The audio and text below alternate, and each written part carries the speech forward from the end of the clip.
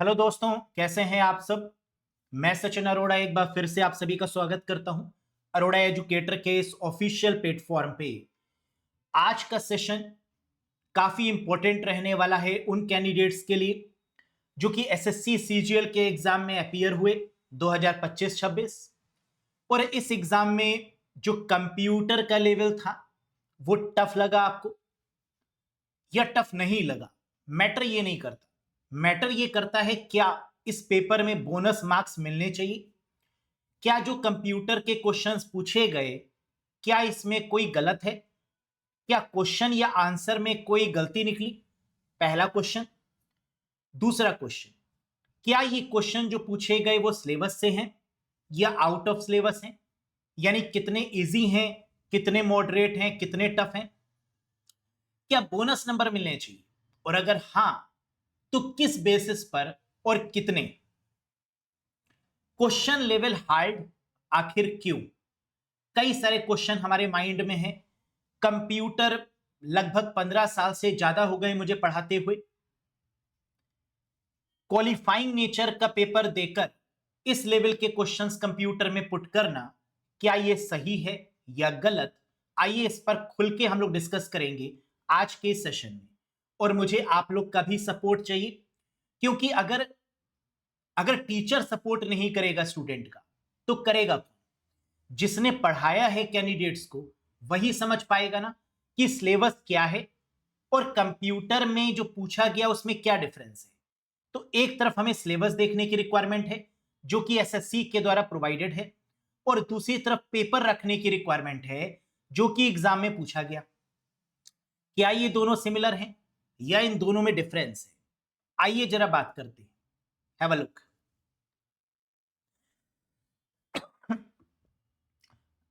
तो मैंने previous session में ये एक सेशन लिया था एग्जाम एनालिसिस का, जहां मैंने आपको कंप्यूटर के 20 क्वेश्चन के बारे में बताया कि क्या क्वेश्चन में कोई गलती है या सारे क्वेश्चन वैलिड है, ये सारे क्वेश्चन सही हैं। तो आंसर निकल के आया नहीं, क्वेश्चन सही हैं, क्वेश्चन के आंसर भी सही हैं। घुमा के क्वेश्चन पूछे गए हैं, लेकिन जो ऑप्शंस गिवन है उसके अकॉर्डिंग जो आंसर होना चाहिए वो क्या होना चाहिए। क्या कोई और भी आंसर बन सकते हैं? देखो, किसी भी क्वेश्चन के मल्टीपल ऑफ आंसर्स हो सकते हैं, है ना। अगर आप डिटेल में जाएं तो आप हर एक क्वेश्चन को गलत साबित कर सकते हैं, लेकिन कॉम्पिटिटिव एग्जाम्स में हमेशा जो भी आंसर दिया जाता है वो जो ऑप्शंस गिवन होते हैं उन्हीं के अकॉर्डिंग दिया जाता है। समझ में आ गई बात।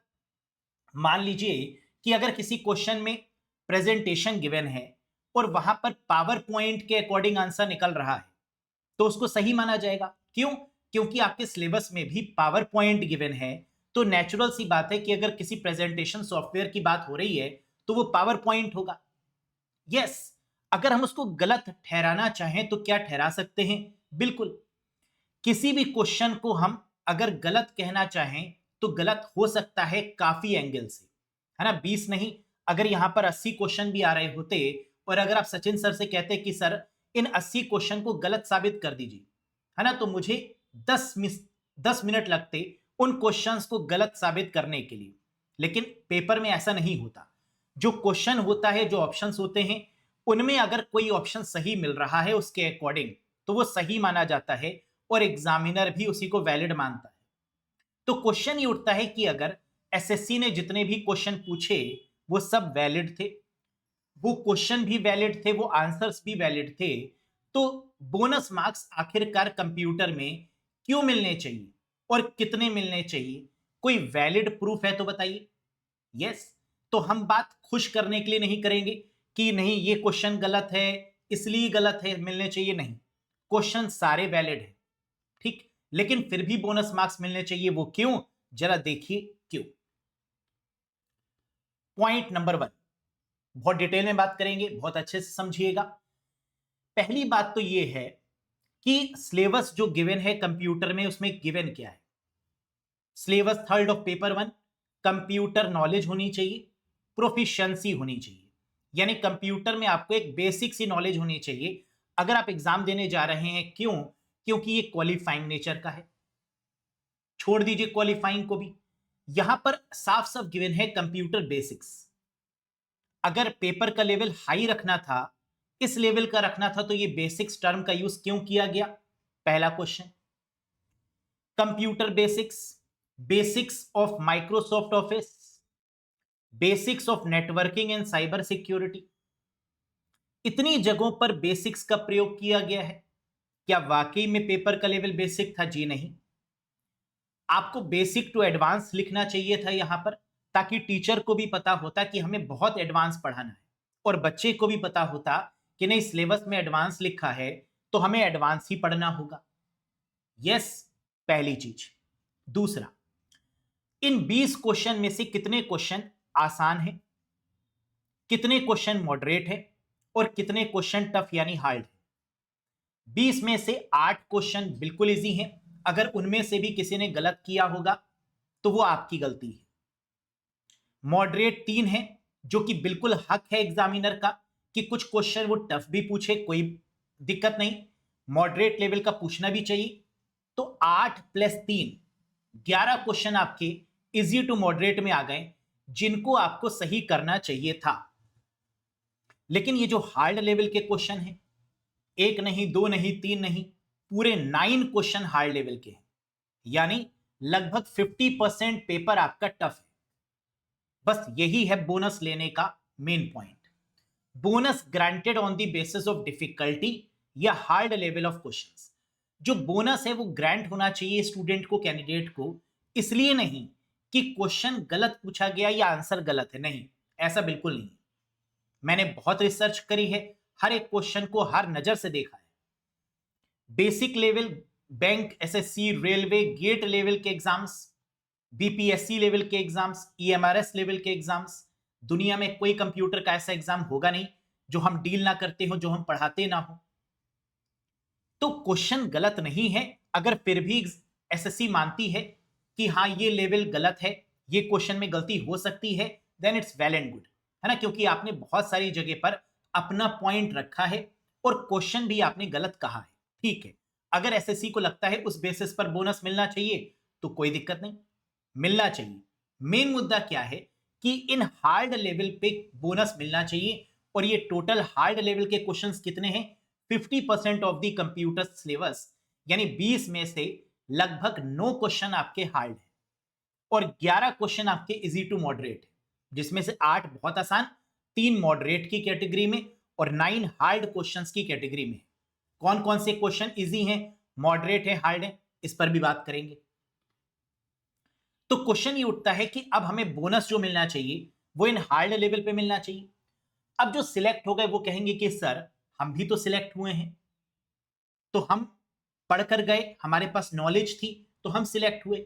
बेटा, ये 9 बोनस मार्क्स आपको भी मिलेंगे। तो हम उनके लिए बात नहीं कर रहे जो 1 नंबर या 2 नंबर से रुक रहे हैं, हम ये बात कर रहे हैं इक्वल प्लेटफॉर्म पर आकर, जो सिलेक्ट हुए हैं, जिनके मार्क्स अच्छे हैं वो भी, और जिनके मार्क्स कंप्यूटर में कम है उनके लिए भी, क्योंकि बोनस का मतलब होता है फॉर ऑल, जिन्होंने सही किया वो भी और जिन्होंने गलत किया उनको भी, क्योंकि सिलेबस में हार्ड लेवल मेंशन ही नहीं है, तो आपने हार्ड पूछा कैसे? ये मेरा पॉइंट ऑफ व्यू है। यस, तो मैंने जो पॉइंट रखा वो क्या है, परीक्षा के सिलेबस में स्पष्ट रूप से ये मेंशन है कि बेसिक कंप्यूटर नॉलेज में से आएगा, लेकिन प्रश्न पत्र में पूछे गए कई प्रश्न, कई क्वेश्चन अपेक्षा से अधिक कठिन एवं उन्नत स्तर के कठिन है। कुछ प्रश्न सिलेबस की मूल भावना से परे और गहन तकनीकी अवधारणाओं से आधारित है, टेक्निकल बेस्ड क्वेश्चन है जो बेसिक की श्रेणी में नहीं आते। ऐसी स्थिति में छात्रा स्टूडेंट्स को हित में ध्यान रखते हुए उनके फेवर में संबंधित प्रश्नों पर इन 9 क्वेश्चंस पर बोनस मार्क्स प्रदान किया जाना चाहिए। टीचर नहीं कहेगा तो कौन स्टूडेंट के फेवर में बोलेगा? मुझे यह बता दो। जिसने इतने लंबे समय से साल भर तक टीचर जो पढ़ाता है और जो स्टूडेंट पढ़ता है दिन रात, वही दर्द समझ सकता है ना इस चीज का। इससे परीक्षा की पारदर्शिता भी बनी रहेगी और निष्पक्षता भी बनी रहेगी, है ना। तो ये बेस्ट है, क्योंकि क्वेश्चन तो सही हैं, उनके आंसर्स भी आपने सही दिए, भले ही आपने डिटेल में दिए, कुछ के कुछ और हो सकते थे, लेकिन फिर भी इन डेप्थ अगर हम ऑप्शंस में देखें तो सही है। लेकिन हार्ड लेवल की वजह से मैंने कई बार कहा है और मैं स्टार्टिंग से कहता आ रहा हूं कि बोनस मार्क्स गलत के बेसिस पर नहीं होने चाहिए, क्योंकि क्वेश्चन के आंसर सब वैलिड हैं ऑप्शंस के अकॉर्डिंग, लेकिन on the point of difficulty level ये आपके क्या है, हार्ड हैं, टफ हैं। यस, अब जिन जिन जगहों से क्वेश्चन बने थे ये मैंने आपको पहले भी बताया था कि यहां से क्वेश्चन बने हैं, इन टॉपिक से क्वेश्चन आपके पूछे गए एग्जाम्स में। ठीक है, अब क्वेश्चन नंबर 1 जो पूछा गया ये आसान था, इंक्रिप्शन से पूछा गया था कि what is the primary benefit of encryption. Encryption का बेनिफिट क्या है, बहुत आसान था कि डेटा जो है वो अनरीडेबल टू अटैकर्स हो, अटैकर उस डेटा को रीड ना कर पाए हैक होने के बाद भी, है ना, इसी को इंक्रिप्शन बोलते हैं। ये तो बहुत आसान था, इसके अलावा तो कोई आंसर हो ही नहीं सकता इंक्रिप्शन का। तो अगर ये गलत किया आपने तो अपनी गलती मान लीजिए कि हाँ मैं मूर्ख हूं इसलिए मैंने गलत किया, है ना, मानने में कोई दिक्कत नहीं, क्योंकि ये तो बहुत आसान है। और अगर इतना भी आपको नहीं मालूम कि इंक्रिप्शन होता क्या है, व्हाट्सएप में भी आप देखते हैं एंड टू एंड इंक्रिप्शन, तो गलती आपकी है ना। और अगर आपने सही किया तो कोई दिक्कत नहीं, ये तो इजी है भाई। इंक्रिप्शन क्या होता है ये भी आप जानते हैं, क्यों ये होगा ये मैं पहले ही बता चुका हूं कि इंक्रिप्शन का मेन काम होता है प्लेन टेक्स्ट को साइफर टेक्स्ट में कन्वर्ट करना, जिससे कि कोड हमारा जो भी हम लिखें वो अनरीडेबल फॉर्मेट में हो जाए, दैट इज कॉल्ड इंक्रिप्शन। दूसरा क्वेश्चन ये हार्ड है, क्यों, क्योंकि मेमोरी से क्वेश्चन पूछा गया और ये न्यूमेरिकल बेस्ड क्वेश्चन पूछा गया, जो कि एसएससी क्या ऐसे लेवल तो गेट लेवल के एग्जाम्स में भी आते हैं, है ना, मेमोरी बेस्ड न्यूमेरिकल बेस्ड जो हम करवाते भी हैं। क्वेश्चन आसान है, लेकिन एसएससी लेवल को देखते हुए, इजी लेवल को देखते हुए तो बिल्कुल भी नहीं है। यस, आंसर देना आसान था, लेकिन इसके लिए इस लेवल पे पढ़ना भी तो पड़ेगा तभी तो आसान है। तो इसका लेवल क्या है, हार्ड। ठीक, आंसर क्या था, 12 लाइंस, कैसे आया ये मैंने आपको प्रीवियस सेशन में बताया है। तीसरा question, presentation, power point presentation syllabus में गिवन है, तो नो डाउट कि प्रेजेंटेशन का मतलब यहां पर क्या है, पावर पॉइंट। और जो ऑप्शंस बन रहा है वो भी प्लेस होल्डर के अकॉर्डिंग यानी पावर पॉइंट के अकॉर्डिंग बन रहा है, तो इसमें कोई दिक्कत नहीं। लेकिन ये क्वेश्चन का लेवल कैसा है, मॉडरेट है ना, डायरेक्ट नहीं, इनडायरेक्ट क्वेश्चन तरीके का पूछा गया है, जो कि मॉडरेट लेवल पर आएगा। जिसका आंसर था not using the place holder, place holder नहीं लगाया गया, इसलिए टेक्स्ट हमारा कहीं भी भाग गया या कहीं भी जा सकता है, डिजाइन परफेक्ट नहीं बनेगी, है ना, because of so and so reason.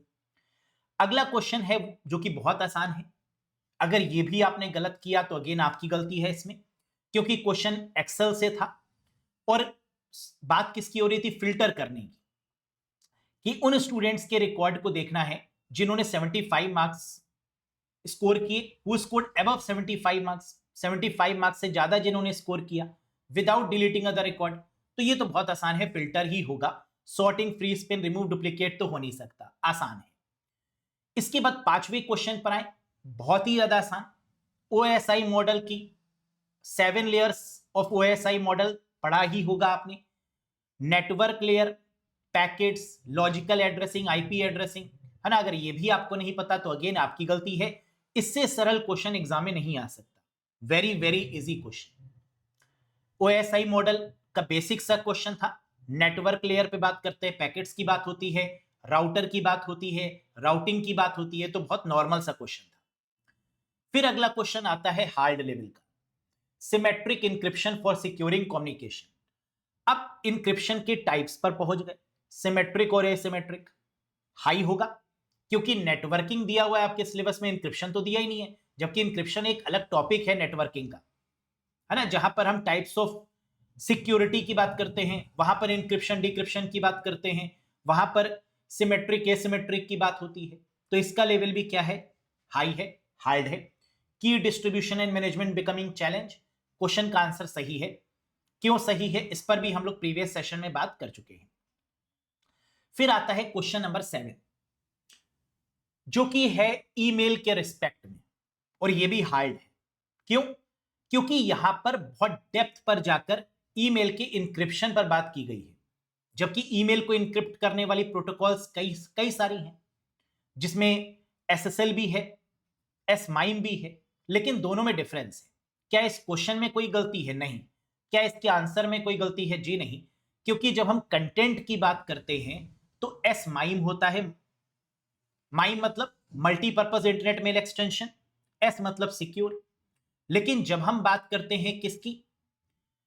Website की, कि जीमेल वेबसाइट को सिक्योर करना, याहू वेबसाइट को सिक्योर करना, सेंडर और रिसीवर में जब मेल भेजते हैं उसको सुरक्षित करना, तो बात होती है एसएसएल की। अब एसएसएल का यूज नहीं होता, अब टीएलएस का यूज होता है इसकी जगह पर, secured socket layer transport layer security, है ना। अब एसएसएल का एडवांस्ड वर्जन आ चुका है, टीएलएस आ चुका है। तो दोनों में क्या डिफरेंस है एक बार देख लो, क्योंकि कई सारे कैंडिडेट को इसमें कंफ्यूजन है। ईमेल इंक्रिप्शन में एसएसएल और एसमाइम दोनों का उपयोग होता है, यह बात बिल्कुल सही है। ईमेल इंक्रिप्शन में दोनों का यूज होगा। इसके साथ में कई और प्रोटोकॉल्स हैं जिनका यूज होता है, जैसे प्रेटी गुड प्राइवेसी, पीजीपी, लेकिन दोनों का काम अलग अलग है। एसएसएल अलग काम करेगा, माइम अलग काम करेगा। एसएसएल क्या करेगा? यह डेटा इन ट्रांजिट को इंक्रिप्ट करेगा, मतलब उसके रास्ते को इंक्रिप्ट करेगा। मतलब जब ईमेल भेजते हैं तो आपके डिवाइस से मेल सर्वर तक डेटा सुरक्षित रहे, इसकी जिम्मेदारी एसएसएल की है। कि जिस सड़क से होता हुआ डेटा जा रहा है, जिस रास्ते से होता हुआ डेटा जा रहा है, जिस रूट से होता हुआ डेटा जा रहा है, वो रूट आपका सुरक्षित रहे, ये जिम्मेदारी है एसएसएल की। क्योंकि जब भी हम लोग वेबसाइट में HTTPS लगा हुआ देखते हैं तो इसका मतलब कि वो SSL सर्टिफाइड है, वो TLS इनक्रिप्टेड है ना। तो वेबसाइट को हम लोग SSL सर्टिफाइड करते हैं, तो ये तो इसकी बात हो गई। लेकिन जब हम ईमेल के कंटेंट की बात करते हैं, यहां ईमेल के कंटेंट को इनक्रिप्ट करना हो तो एसमाइम का प्रयोग होगा। ईमेल भेजने से पहले मैसेज को इनक्रिप्ट किया जाता है वाया एसमाइम। सिर्फ वही व्यक्ति पढ़ सकता है जिसके पास वो मैसेज जाए, कोई और नहीं उसको पढ़ पाएगा, दैट इज एसमाइम। तो क्वेश्चन में क्या गिवन था? कंटेंट गिवन था, तो आंसर क्या होगा? बिल्कुल सही, दैट इज एसमाइम होगा। क्या एसएसएल होगा? बिल्कुल नहीं। एसएसएल तब होता जब वेबसाइट को प्रोटेक्ट करने की बात हो रही होती, जब सेंडर टू रिसीवर पर बात हो रही होती, तब एसएसएल हो जाता आंसर। जब ये लिखा होता कि जब ईमेल भेजते समय डिवाइस से मेल सर्वर तक डेटा कैसे सुरक्षित जाएगा, तो आंसर एसएसएल होता, सिक्योर्ड सॉकेट लेयर। यानी यहां पर भी कोई गलती नहीं, लेकिन लेवल हार्ड है ना। देख रहे हैं ना, एडवांस लेवल पे क्वेश्चन पूछा गया। Question number 8 again advance. क्यों? CLS ID, class ID, object linking and embedding, ये तो सॉफ्टवेयर इंजीनियरिंग में पढ़ाया जाता है ना। जितने लोगों ने भी, जितने कैंडिडेट्स ने हमसे सॉफ्टवेयर इंजीनियरिंग पढ़ी होगी, वहां पर हमने ऑब्जेक्ट लिंकिंग और एम्बेडिंग को बहुत डिटेल में पढ़ाया है, और वहीं पर कॉम ऑब्जेक्ट को भी पढ़ाया जाता है। यस, तो ये आपके किसके पार्ट है? कॉम, कंपोनेंट ऑब्जेक्ट मॉडल, जहां पर हायरार्की बेस्ड, ट्री बेस्ड की बात होती है, कॉम है। गेट लेवल का बहुत फेमस क्वेश्चन है, लेकिन आपके एग्जाम में पूछा गया हाई लेवल। जबकि आंसर कॉम का भी मॉनिकर होता है, यहां स्पेसिफिक काम मॉनिकर करता है, जो कि कॉम का ही हिस्सा है। क्वेश्चन में क्या पूछ रहे थे? Which mechanism handle. तो ये जो कॉम है, ये कोई मैकेनिज्म नहीं है, मैकेनिज्म आपकी मॉनिकर है। लेकिन क्योंकि जो कॉम एक ब्रॉडर लेवल पे फ्रेमवर्क है और उसका हिस्सा है आपका मॉनिकर, तो कोई दिक्कत नहीं है। यानी क्या कॉम इसका आंसर हो सकता है कि नहीं हो सकता? ऑप्शन पर अगर हम जाएं, AWT होगा नहीं, SMTP होगा नहीं, ब्लॉब होगा नहीं, बचा क्या? कॉम क्या हो सकता है? जी हां, फ्रेमवर्क लेवल पे, ब्रॉडर प्रोस्पेक्ट पे ये आंसर सही हो सकता है। लेकिन अगर हम कहें कि क्या ये क्वेश्चन गलत भी हो सकता है, बिल्कुल, है ना, क्योंकि मॉनिकर जो है वो मैकेनिज्म है, कॉम मैकेनिज्म नहीं है। तो मैंने कहा ना, किसी भी स्टैंडर्ड पर क्वेश्चन आपका गलत हो सकता है, लेकिन अगर हम ऑप्शंस पर बात करें तो हम इसको सही कह देंगे, कंपोनेंट ऑब्जेक्ट मॉडल सही है। लेकिन क्वेश्चन का लेवल वेरी वेरी हार्ड है ना, सिर्फ हार्ड नहीं है, वेरी हार्ड है। समझ रहे हैं ना, बहुत घुमा के पूछा है। OLE क्या होता है मैंने आपको बताया था प्रीवियस सेशन में। क्लास आईडी क्या है ये भी समझाया था। कॉम का काम क्या होता है ये भी मैंने आपको समझाया था। यस, तो ये पूरी बात हो चुकी है। अगला क्वेश्चन जो कि आसान था, एक्सेल में काउंट फंक्शन से क्वेश्चन पूछा गया, कंडीशन बेस्ड, जो बहुत इजी है, जिसका आंसर काउंट इफ होना चाहिए। अब थोड़े बहुत तो ऐसे लेवल क्वेश्चन पूछेंगे ना, तो एक्सेल में अगर आपने फंक्शन नहीं पढ़ेंगे तो क्या पढ़ेंगे? तो count, count if, count all, ये तो बेसिक में आता है, तो ये इजी है। अगर ये गलत हुआ तो आपकी गलती है। तो हमने आपको प्रीवियस सेशन में बताया था कि काउंट के आपके बेसिकली कितने फंक्शन होते हैं? 4, है ना। तो इनको देखते हुए कंडीशन वाला काउंट इफ होता है, जो कि आसान है। अगला क्वेश्चन जो कि मॉडरेट है, विंडोज 10 और 11 में बहुत सारी शॉर्टकट कीज हैं। यहां पूछा गया पिन वाली शॉर्टकट कीज से, टास्क बार पर जो आपकी एप्लीकेशन पिन होती हैं उस ऑर्डर में बताइए कि शॉर्टकट की कौन सी है। विंडोज टी, इसमें भी कोई डाउट नहीं है कि यह आंसर पूरी तरीके से सही है ना। यहां पर कोई भी एम्बिग्यूटी नहीं है, बिल्कुल क्लियर क्वेश्चन है, क्लियर आंसर है, कोई डाउट की संभावना नहीं। लेकिन क्वेश्चन का लेवल मॉडरेट है, डायरेक्ट नहीं है ना, थोड़ा सा कंफ्यूजन भरा है, लेकिन सही है। अगला जो अगेन बहुत आसान सा है, अभी तक के सीजीएल में जितने भी पेपर हुए उसमें टाइप्स ऑफ रजिस्टर से क्वेश्चन जरूर पूछा गया है। तो फिर भी अगर आपने टाइप्स ऑफ रजिस्टर नहीं पढ़ा होगा, यस, मेमोरी के अंदर रजिस्टर के टाइप्स, तो गलती आपकी है। ये तो बहुत आसान क्वेश्चन पूछा गया, इजी है। इंस्ट्रक्शन रजिस्टर इसका आंसर था। During the instruction cycle which specific register hold the instruction, hold करने का काम किसका है? कौन वर्तमान में रखता है उसको, निर्देश को? इंस्ट्रक्शन रजिस्टर रखता है, बिल्कुल सही था। इसको हमने एक्सप्लेन किया था प्रीवियस वाले सेशन में, जो कि आपने देखा ही है। अगला मॉडरेट, प्रैक्टिकल बेसिस पर क्वेश्चन पूछा गया कि 50 पेजेस की एक थीसिस है, उसमें आपको चीजों को चेंज करना है, एडिट करना है, स्पेसिफिक चीजों को ही चेंज करना है। कैसे करेंगे? डायरेक्ट फॉर्मेटिंग की मदद से करेंगे, सही है ना। अगर आपने थोड़ी बहुत भी एमएस वर्ड पढ़ रखा है, काम कर रखा है प्रैक्टिकल बेसिस पर, तो आप जानते हैं कि हमें अलग अलग जाकर ही डायरेक्ट फॉर्मेटिंग अप्लाई करनी होती है ना। तभी जाकर कलर चेंज होगा, तभी जाकर उसका जो फॉन्ट है वो चेंज होगा, तभी जाकर उसमें इटैलिक, अंडरलाइन, बोल्ड ये सब कर पाएंगे। Font style, font name, font size, है ना, सब चेंज कर पाएंगे। तो ये तो इजी था और ये आपको सही करना चाहिए था, ये गलत करने वाला क्वेश्चन नहीं था। प्रेशर होता है ना एग्जाम में, कहना बहुत आसान है, लेकिन एग्जामिनेशन हॉल में बैठकर देना टफ है, क्योंकि उस समय आपके ऊपर प्रेशर होता है सही करने का, और उस माहौल में बैठकर इजी चीज भी टफ लगती है। और यहां तो एक नहीं, दो नहीं, 9 क्वेश्चन ही आपको टफ दे दिए गए, तो इजी भी टफ लगने लगता है ना। माहौल का फर्क है। जबकि आपने एग्जाम से आकर ये एनालाइज जरूर किया होगा कि पेपर में 9-10 क्वेश्चन आपके टफ थे, लेकिन फिर भी 10 क्वेश्चन तो डुएबल थे। Yes. What is the main purpose of Trojan horse in a network? बहुत आसान क्वेश्चन।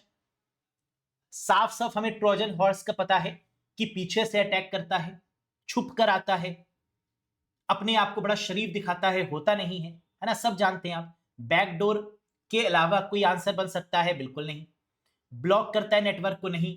साइलेंट कॉपी इटसेल्फ करता नहीं, ये तो वॉर्म का काम है।